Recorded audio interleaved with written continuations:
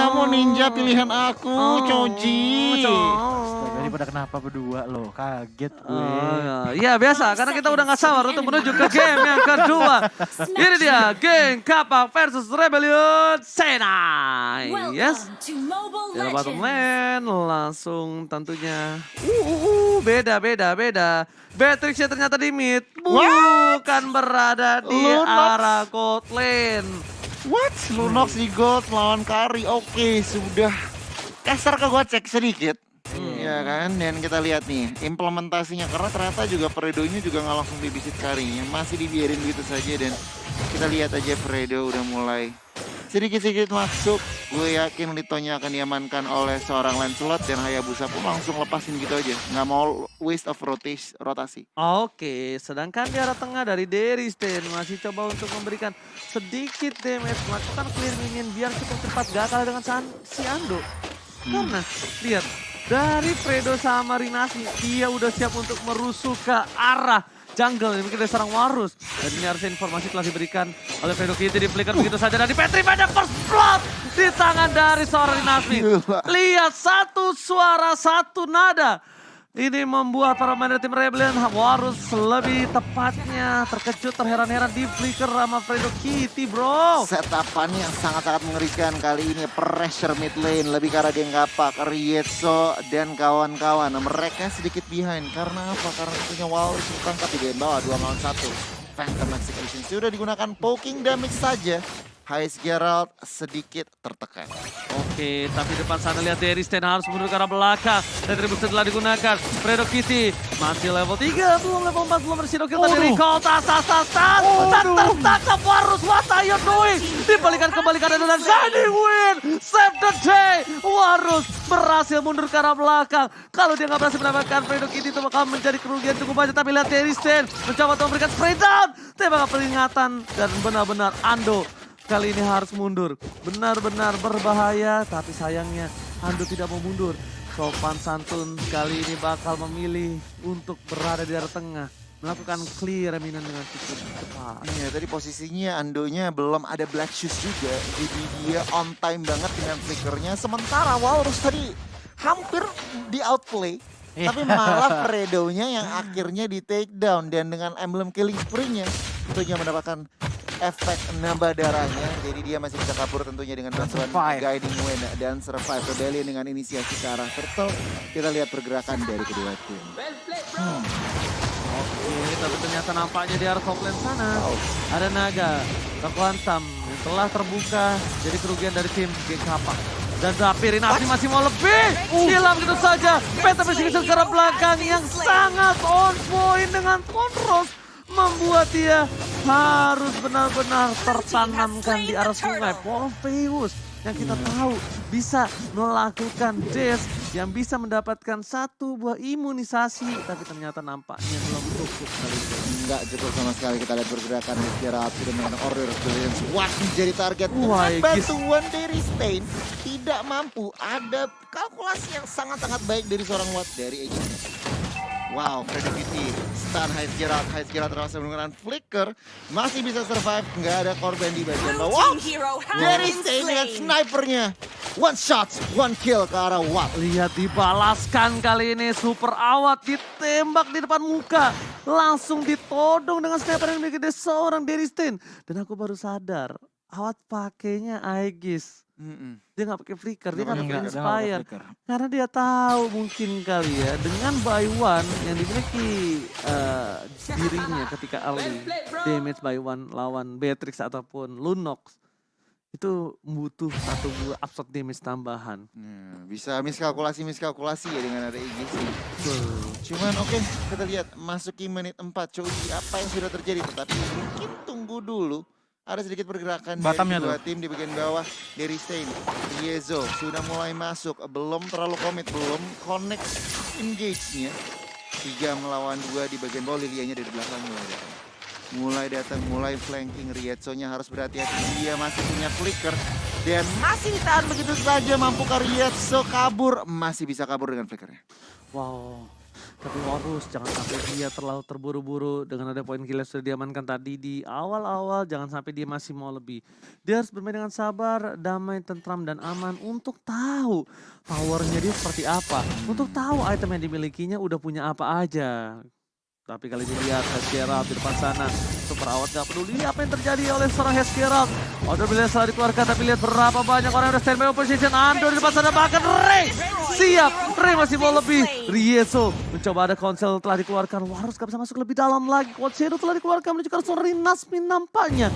Dan di sisi lain Rieso terkejut terheran-heran. Fredo Kitty berada di arah rumput. Wow, mengagetkan Gon. Benar banget, sebuah defense yang cukup baik sebenarnya Rebellion. Mereka mampu menahan mid turretnya meskipun mengorbankan bottom turretnya. Tapi kita lihat Rieso mulai masuk, memberikan vision, memberikan informasi. 5 menit sudah berjalan, Choji. Apa yang sudah terjadi? Sebenarnya balik lagi sih, tadi early dari Rebellion sudah diawali dengan sangat-sangat baik sekali. Tapi udah mulai ada inisiasi Goni. Bahkan baik, Konekara 2, Black Dragon Form langsung mundur ke belakang. Deristin menjadi korban. Riezo terpaksa mengancam Blink Eagle, dia tidak bisa kemana-mana, langsung menjadi korban kedua. WJ berusaha masuk 1v3, terlalu banyak masih bisa survive seorang Phobius. Tapi Nomion Blast is ready, belum terlalu connect, WJ masih survive. Gak bisa loncat lagi, WJ lihat terperangkap di dalam zona nyaman dari seorang Ando.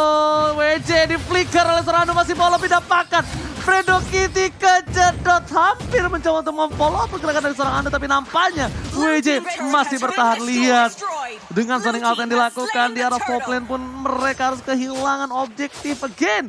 Outer top turret from Rebellion harus menjadi sebuah kenangan saja. PTW sisi ke arah belakang, timnya cukup banget karena ini mungkin perbandingan level dan juga gold.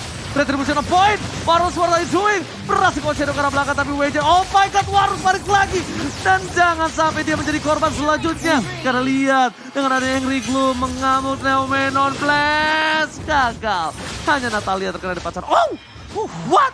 Pecah immortal dari seorang Fredo dari Stain dengan snipernya lagi dan lagi. Tetapi GPS sudah menang sedikit team fight dan bahkan langsung dapat objektif di bagian atas. Heskeralt di sini berusaha mencari, memfokuskan dirinya karena mid lane belum terlalu dapat, hanya mampu untuk mencicil saja.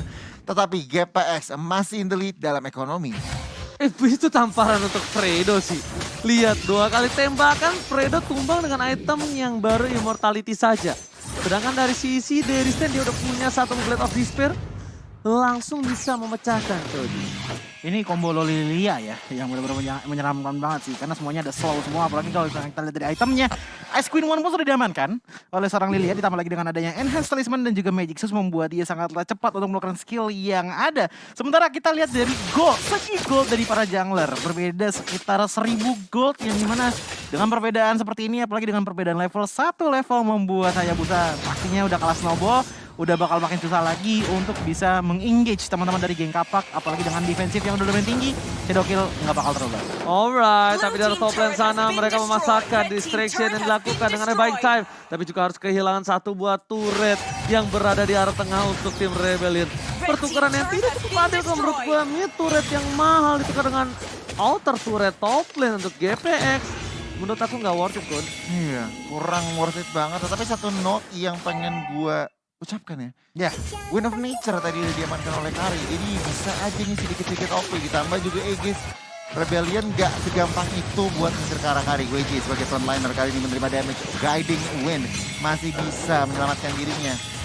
Stone Rose belum terlalu connect, mencicil-cicil saja. GPX tampaknya akan melakukan invasi ke arah purple. Alright, bener banget sama buffnya bakal kembali diambil. Tapi Warus stable position. Berarti bisa bakal coba didapatkan dan berhasil diamankan oleh seorang Warus.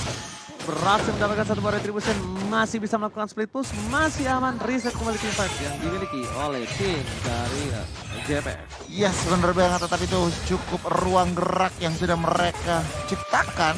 Lord yang belum di-enhance segera langsung dihilangkan begitu saja. GPX masih in the lead.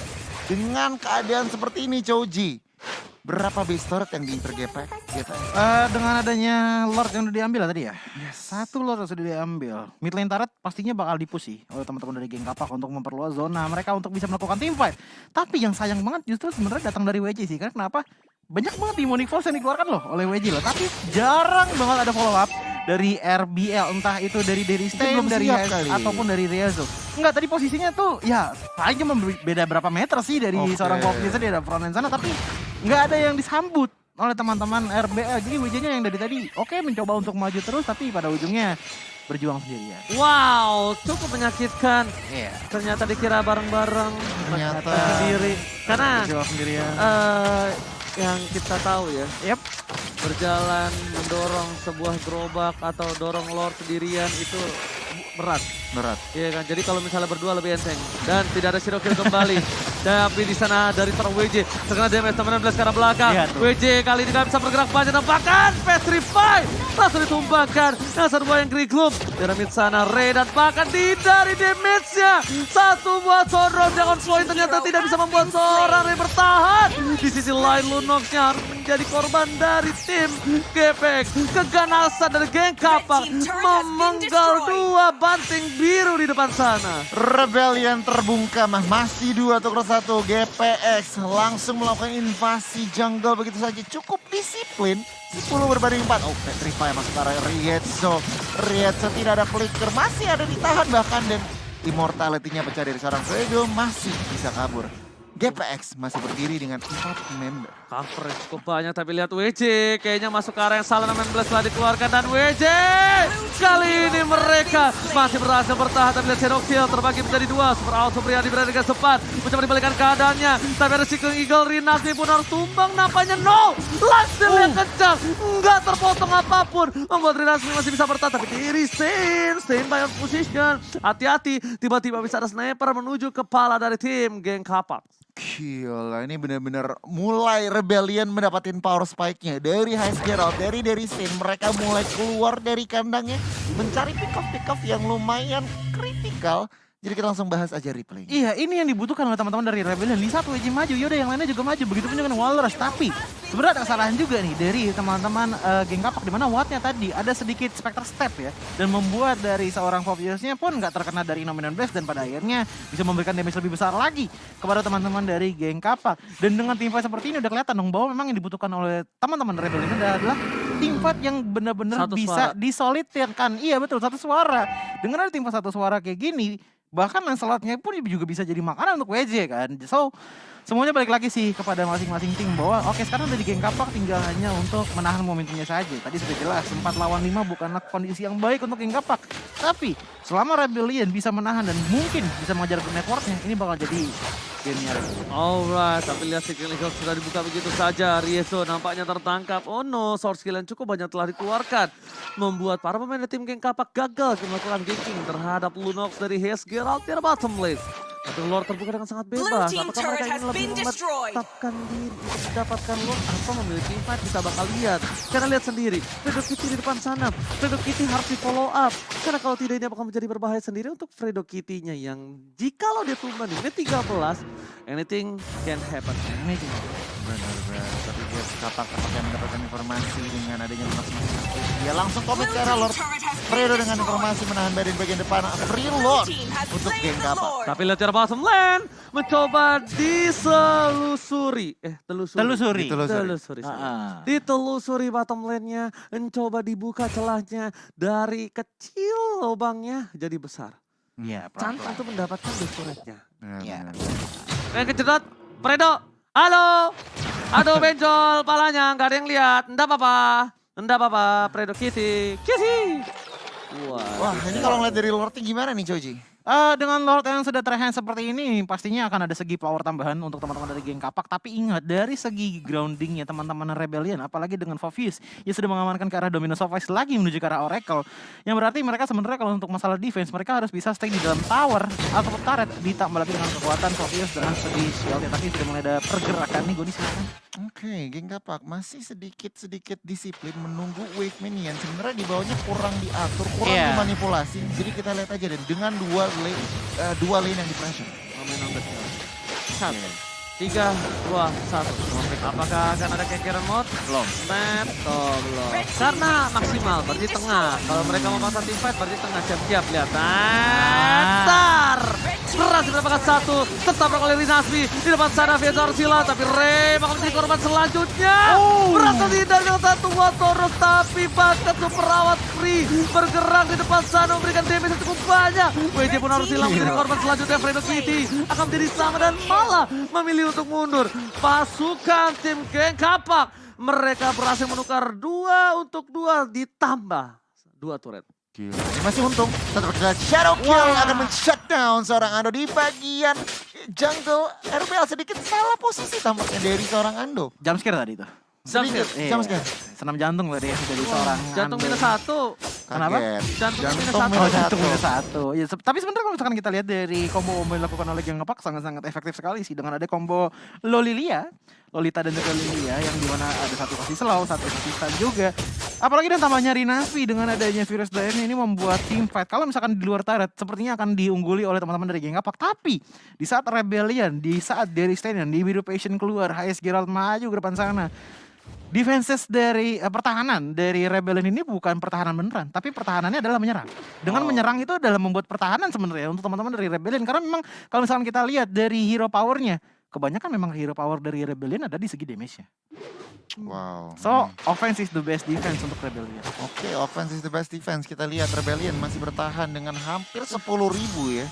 Rietso membuka map, harus berhati-hati. Memang ada flicker, tetapi nggak bisa salah-salahan. Oh, lihat di bagian bawah ada sedikit adu mekanik dengan Quad Shadow dari seorang Walrus. Tetapi kedua tim masih menurunkan tempo, belum mau membuka fight. Oke, Lord yang selanjutnya sudah menuju ke arah Lane of Dawn. Ini adalah Lord ketiga. Rinasmi harusnya berhati-hati karena Rinasmi adalah salah satu poros utama dari tim Geng Kapak yang dimana ketika tidak ada dragon transfer, ini akan menjadi celah besar untuk Rebellion Sinai.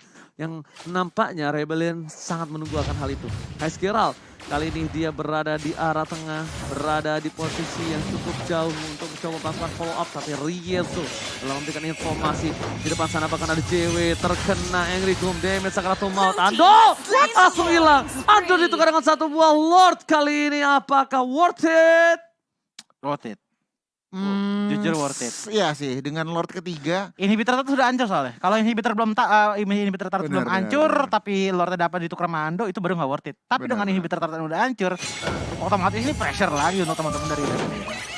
20 detik bahkan bisa dikejar kok oleh Ando di arah mid lane jalan. Silakan Kun.